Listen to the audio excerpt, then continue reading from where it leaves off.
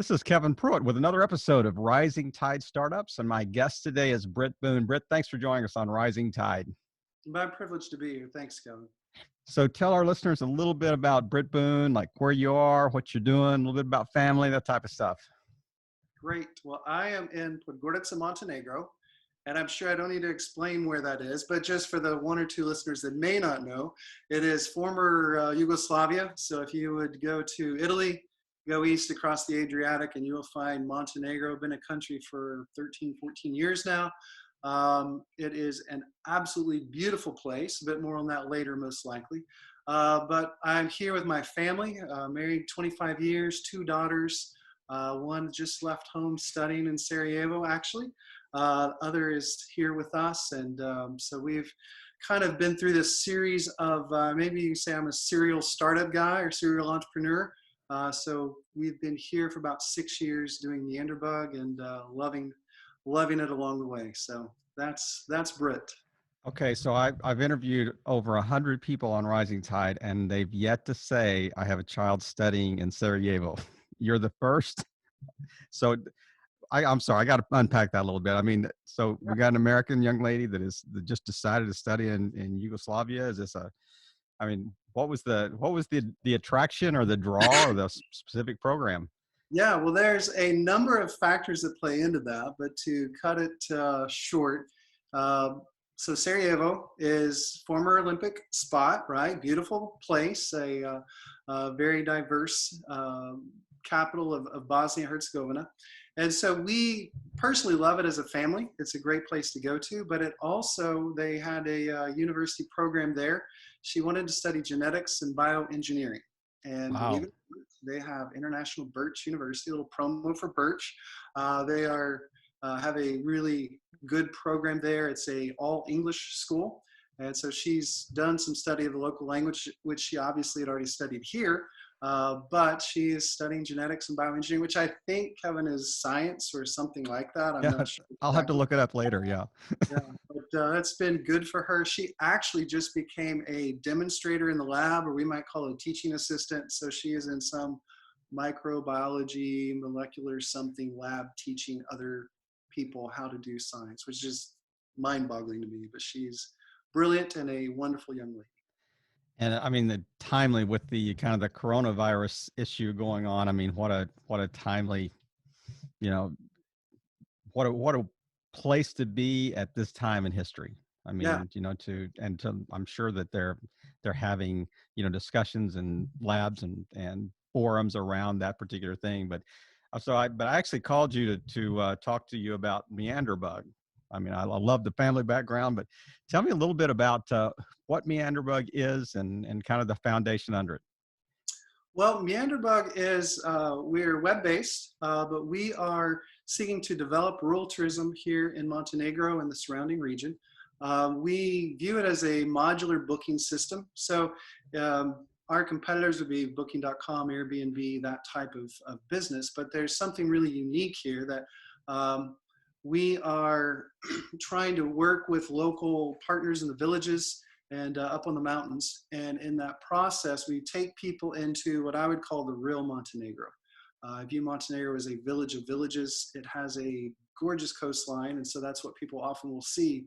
But it really started with the villages. And so to get people up there is a great opportunity, but the challenge is what roads are safe to take there, because Google Maps doesn't know what's really a road and what is a pretend road that a 4x4 will take, but their cars won't.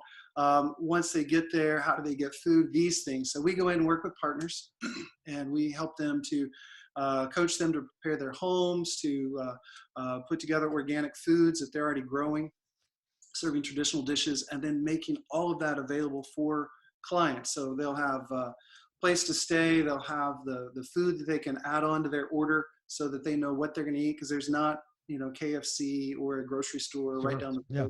road. 20 kilometers past the last place that would serve you food. And then also we put together hiking opportunities for them, world-class fly fishing, and other things. So people can say, here's where I want to stay, here's the food I'm going to have while I'm there, here's the adventures I want to put, so they can put all that together and make it happen. So one of the things a tagline we used to use was unlocking the Balkans. Like, there's so much great stuff here, but how do you put all that together? Well, Menderbug works with 100 local partners to put all that together and bring business to locals in areas where it's up in the villages where we work mostly. You're 3 times more likely to struggle with poverty than in the capital, or 2 times more likely to struggle with it than coast. And so it's bringing entrepreneurial opportunities for them or for partners really all around the country. But it opens up incredible, authentic travel adventure for outsiders. I mean, you mentioned that, it's kind of the competitive, or if there was a competitor, it would be like, say, a booking.com or something like that. But in essence, that's probably not true to the degree that those sites would never show up on booking.com or Airbnb for the most part. Is that right? Yeah, we do have a number of partners that list on multiple places, and if you're in a easy to access town, that can work. In some of the more remote things, once again, you get into, hey, how do we get there? We put it in Google Maps, and the road you take there will be difficult at Yeah, best or impossible. We've seen that situation as well, and so that's where we do have that advantage. But our goal is to help those partners become successful, and so if we can hit financial viability stage, then we want them to be able to fill up their pipeline as well. And so if they're listed in other places, that's fine. We want to coach them up in that way. But yeah, we are working very hard to develop those partners, to develop our business model. And it's the rising tides model. We think as that helps our partners, it helps us, it will help others sure, as well as travel a good sure. experience. So Yeah. give me kind of the 30-second elevator pitch. You and I just stepping on the elevator. We're going to go up about 8 floors, and that door is going to open in 30 to 60 seconds. Tell me about Menderbug and the specific service you can provide. We are trying, or let's just say we are leading in family travel for rural opportunities in Montenegro. So it's where, I don't know if you're into organic foods or beautiful locations or farm locations or adventure opportunities, but the intersection of all of those is through Menderbug, as well as experiencing local hospitality. So it is just an incredible opportunity to dial in your level of comfort or your level of authenticity and select the adventures that are good for you and go have a incredible time, whether that's mountain biking or hut-to-hut hiking or fly fishing or whatever. So it's, as I said, great for family travel, romantic travel. We are, yeah, doing it. So is there a specific focus? I mean, you're talking about family travel, but I'm thinking some of the things you mentioned, maybe more on the almost the adventure travel side of things as well, or the adventure trekking or that type of thing. So it's kind of like Airbnb meets adventure travel meets social good meets organic food, kind of like, Whole Foods and Airbnb, if they were going to sponsor a UNESCO heritage site, named Montenegro, this is kind of what the intersection would be. But if you had to kind of describe your ideal avatar, what country would they come from? Who would they be? If who's your ideal client, or I guess who's the most common client that you're dealing with right now? Well, our top 5 markets are Belgium, Netherlands, France, UK, and Germany. So let's go to Belgium. Love me some Belgians. By the way, your listeners should know speculoos, the spreadable speculoos. If you ever have a chance to get that, just trust me, get that. So we offer VIP opportunities to our Belgian clients if they'll bring us a jar of speculoos. Is It's that like Nutella on steroids or something? yeah, it's like 10 times better than Yeah. Nutella. So anyway, so with that, excuse me, our ideal client is mom that says, hey, we were expecting mom that would be 2 or 3 nights, but mom now comes in and says, I've got a week. We've had mom say, I've got a month, and I'm planning something that would be great for my whole family. And those could be teenage kids, adventurous dad. We've had it be from grandma down to infants. And so depending on who they are, the beautiful thing, once again, I've said we're modular booking. So whether it's they want low impact, high adventure, then there's off-roading. If they want a higher impact, there's hiking. If they have little kids, sometimes we put them on horses on different segments that are led by hand, and then mom and dad can hike. And so there's this whole range of adventure that fits that. We're just saying, hey, if we can do this, it's great. So one of the things that works really well for us in that, Kevin, is working with so many partners. We are trying to bring good to all those partners. If we said, hey, we want to have one thing that we deliver, then we could just do that over and over and over again and benefit 10 partners. But instead we've said, okay, if you want to work with us and you're coachable, we want to work with you.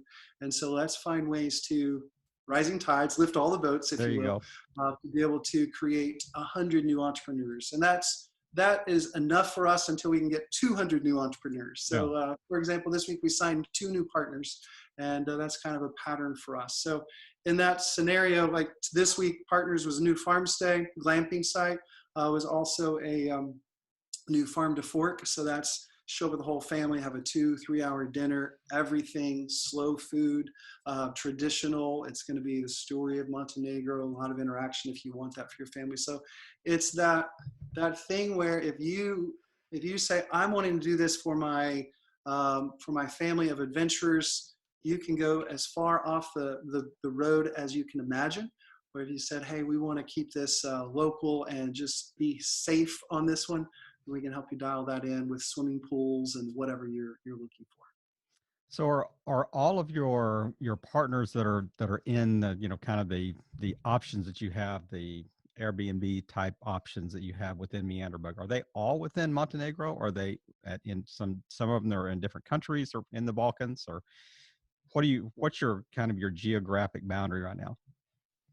Great question. We started thinking Balkans, the Balkan Peninsula from Greece up through Slovenia, and realized it was just too big for us at the time. So we scaled back and said, let's drill in on Montenegro. We do have some farm stays in Bosnia right now. Once again, the Sarajevo connection, we get there a good bit, but then also in Albania, we have some adventure options there. And I see it a great opportunity to grow this region wide, but we just said, okay, let's focus on Montenegro and build that out. And once we have that, then we can start adding on the other options. So we have Croatia is coming online soon with a couple of sites. We're looking at some stuff in Serbia in the future. Macedonia would be ideal. But we were just saying, let's get Montenegro right before we start expanding too much, just because of resource capacity.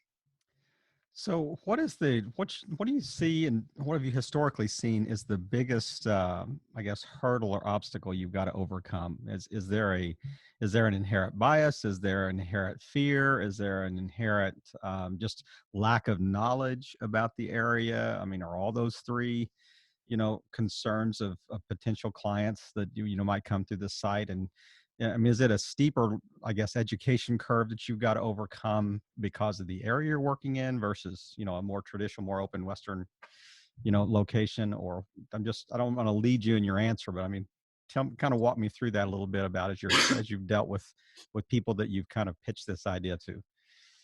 Sure. We've had the question, are there bullets still flying from the Balkan Sure. conflict of the 90s? Yeah. But yeah, actually, no, they're not. You can still see some of that stuff in places like Sarajevo, the ramifications, but it's a pretty peaceful region. In terms of what do we deal with, the Montenegro has become a go-to destination for much of Europe. We're hitting in Forbes and Lonely Planet and others top places to travel in 2017, 2019, et cetera. So it's getting more and more exposure in that regard. But the challenge is the places that are told are the coastal story. There's 110 kilometers of coastline. It's absolutely spectacular. It's gorgeous. And so when you have mountains coming down and meeting the Adriatic, there's something spectacular there. But that's being built out in a massive way through hotels, a lot of tourists in the July, August months. And so we see, okay, there's got to be a way to expand the season, and there's got to be a way to bring the good to the locals, because often those hotels are outside investors or the elite of Montenegro. And I'm happy for those people to do well, but I really have this passion, this idealism. How do we help the local people? Sure. And so we can go in and work with the people up in the mountains. In that scenario, the adventure is spectacular, but it's not what's known. The known places are, once again, the coastline, and then the other UNESCO World Heritage Site right now is Dermator, one of the national parks. We do work on both of those areas, but we also are trying to build out new opportunities at the other national parks, doing hut-to-hut hiking in Białogradska Góra National Park, working on some new development in Prokletia, and so on. So it's bringing those things to market is the first challenge, and coaching partners up. But on the marketing side, it's, hey, yes, you know about 5% of Montenegro, but there's this 95% Right. that you know. And then also try and help people see you can recreate your scenario in another place and feel like you've gone on vacation. And that's great if you want to rest, but if you want to really experience the different foods, the different culture, the different nature, then you really have got to get outside of the neon light Yeah. area that I would refer to. So yeah, then we want to get you in locals places. So.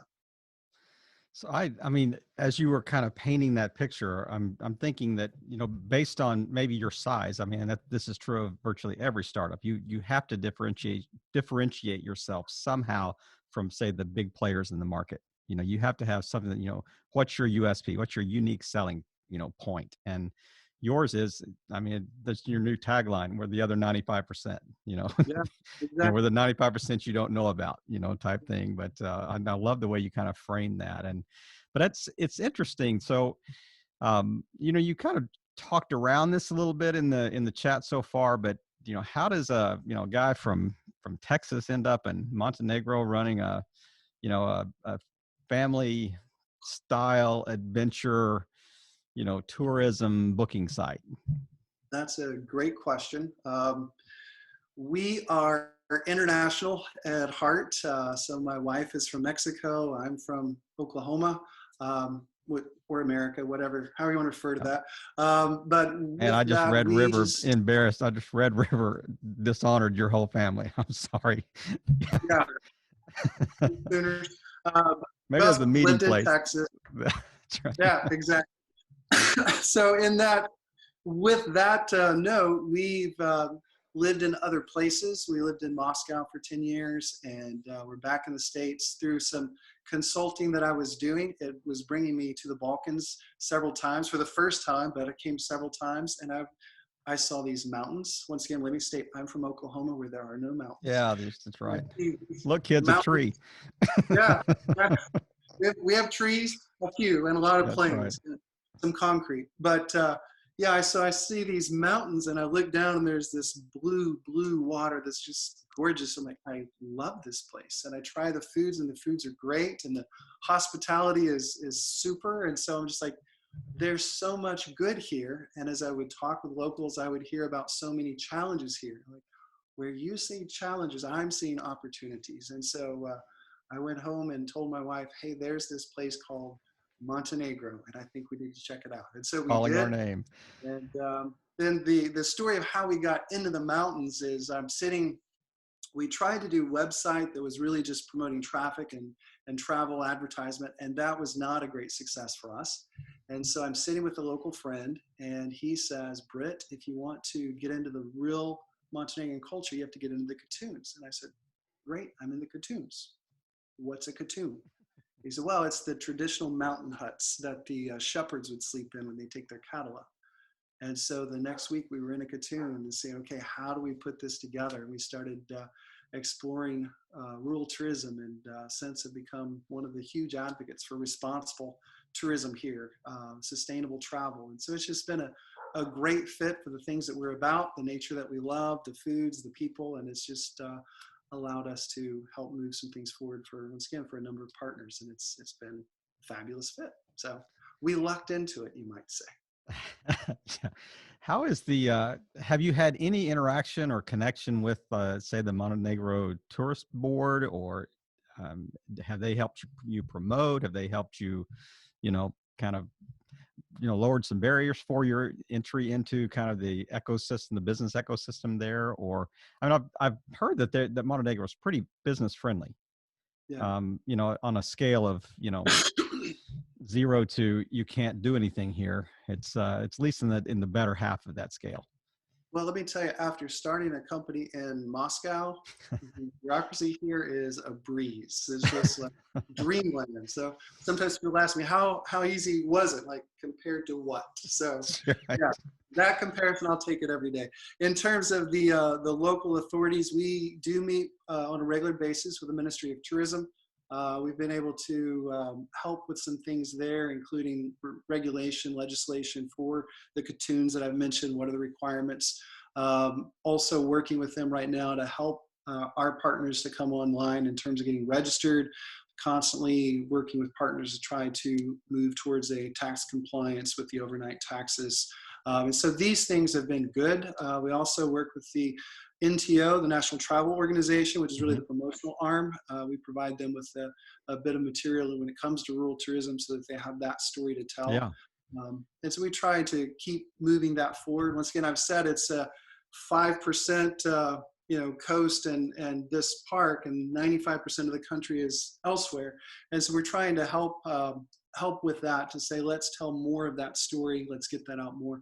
And so they've been responsive to that, and good partners as we're trying to do that. We also work with the national parks. We just released an infographic that they've put online, or planning to put that infographic about the parks in each of their 5 park info centers. And so we want to be good citizens that help to bring them along, or bring us along together in that way, so that we can have a better, more informed traveler, and help bring good to the whole country, not just to one section. So there's 88% of the stays last year were in 12% of the population, and that's mostly coastline.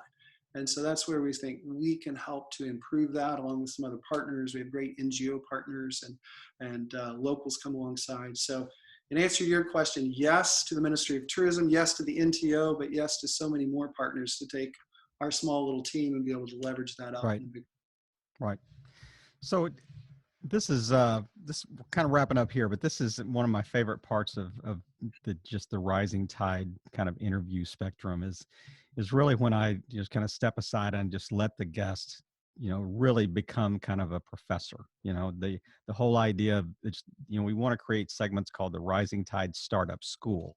So, we put these little segments online on YouTube, and if people want to look at just little segments on things to do, specific topics and that type of thing. But I'm just curious, if you were going to start again tomorrow, what is something that, what would you do? What business would you start sitting right where you are? That is a great question. I'm going to give you a strange answer, though. When I was at university, the question came up my freshman year, my sophomore year, my junior year. So, what's your major? And really, the question is, what do you want to be when you grow up? And I was like, I don't know. And I I really think I figured out, what do I want to be about when I grow up. And so instead of it being one specific thing, it's, I want to be about things that make a difference. And so as I've gone through life and added some gray to the beard, I just have seen sustainability, viability are key parts to that. And so if there are things that you can do to bring good to a community, to move things forward for the people of the community that are able to be sustainable, then those are things that I'm very open to, very passionate about. So I can see myself, responsible travel. I love what we're doing. I would do this. I can't quit this job to do this job, but if I could, I would be happy to do that. But other things, coaching, I've done that a good bit before, would jump on that again to help others. Food has become a real thing. And part of that, we work with small family farms that are multi-speciated organic foods. I love that. And so to do that as like local sourced foods for restaurants or different things like that, would be happy to do that.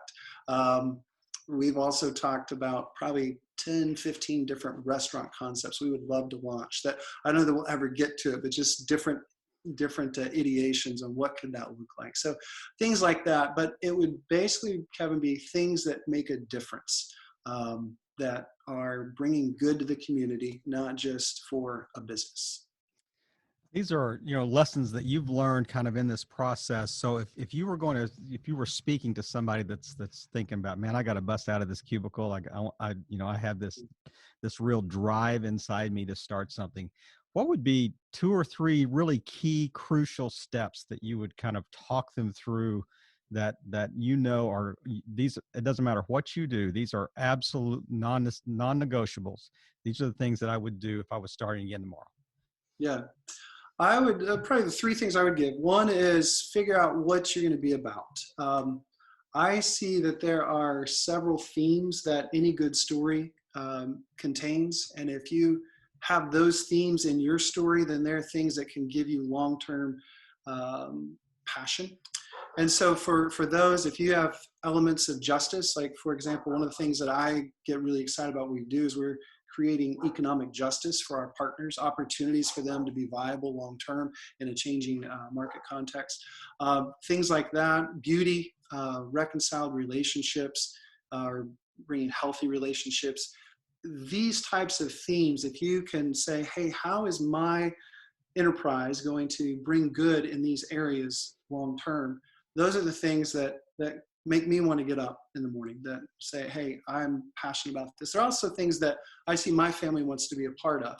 My wife will be supportive of or leading out in, and so that's always a great thing. But I also, one of the things that I hoped for, but I'm really glad to see with, as I mentioned, some 2 older children, 21 and 15, they both love what we're doing and want to be a part of it. So we've got, as I mentioned, a scientist that's running tests on some flora from Montenegro to see how do these naturally occurring flora compete with antibiotics against some difficult bacteria in a lab setting, and finding some amazing results that we hope to be publishing soon about how foraging here can be so good for health. Wow. And so in that scenario, when your kids say, hey, it's not just about paying bills, it's about making a difference in other people's lives, I think they're better members of the community moving forward. So if you can find what is it that you can be about that fits your context, I would say that's a great start. Second, I'd say what business is viable in that. So once you see what are the needs for that community that you could do, is there a way for you to monetize that in a sustainable way that brings good? And I would, you need a business plan that has multiple elements at your bottom line, not just the profit, but it's also what are your metrics that you're going to be evaluating to see, are we doing this thing that we started for, and keep focus on the both and the viability as well as the impact. And the third thing I would say is to do a honest self-assessment. Where do I have strengths in these areas? I have a lot of assistants here in legal, in digital marketing, in IT, and in language assistance. There are some conversations I'm just not equipped to have in another language right now. And so in that scenario, a really honest self-assessment, where do I need people to come alongside me? Maybe it's in the business planning, maybe that's your strength, and it's someone to come along and say, okay, how do we measure impact, and how do we put these together? How do we market this, et cetera? So just knowing what is it that we want to do that makes a difference? What is a business that we can build around that? And then what do I need to form a team around me that can make this be successful? I mean, just kind of describe the perfect Venn diagram of a business startup. Where that intersection is in the center. That these 3 circles, where do they intersect? I mean, I love the way you framed that. And I mean, would you say you're at that place right now? Are you at the intersection of those 3? Yeah, I would say so. Yes, it's been a really good experience. And we are, with travel and coronavirus and viability, there's 100 questions at that level. But at the same time, what we've seen in terms of sales, numbers of customers, the amount spent per customer, the numbers of partners generating closer to what would be a median income. So yeah, it's been a really great adventure. And sometimes it feels like, wow, this is getting bigger than me. It's getting out of control, but it's a great place to be, to say, let's keep growing this. Let's move forward. I mean, every entrepreneur kind of loves the idea of living in the creative chaos, that whole space where things are just on the edge of being completely out of control, but that's what makes it exciting. That's what makes the journey worth the trip. Right. So, It keeps you going. well, Britt, man, I really appreciated you taking the time today. And as we kind of wrap up today, is there anything that we haven't touched on you kind of want to wrap up with, and then just tell our listeners where's the best place to find you, and online, where it's social, just remind us of the website as well. Yeah. Well, I want to say thank you. First of all, it's just been an honor to be able to share and to catch up with you, and really wish all the best to Rising Tides podcast. As far as connecting with us, Menderbug.com. If you forget, you can always search for Crazy Good Travel, which is our tagline, and you'll find us there, or Fly Fishing Montenegro, or whatever it is that I farm stay, that any of these things would get you there. But then also, if you want to, with that, YouTube, Pinterest, Facebook, Twitter, yes, they're all there under Menderbug. And then personally, if people want to connect with me and have conversation, they can reach me at Twitter at BB Abroad. That's Brit Boone at BB Abroad, and happy to connect and talk further with any people talking about startup stuff. Well, we want to encourage, because we do have listeners from not just in the States, but all over the world. And just, look at Menderbug.com and see if it's a good fit. I mean, your next trip. I mean, it's time to take an adventure and take your family on an adventure. And you never know if that will literally change their life, on to expose them to something like this. But Britt, thanks again for just sharing your story. And it's been great talking to you, and just thank you for playing your part in helping all boats rise in a rising tide. Have a great day. Thanks, you too, Kevin.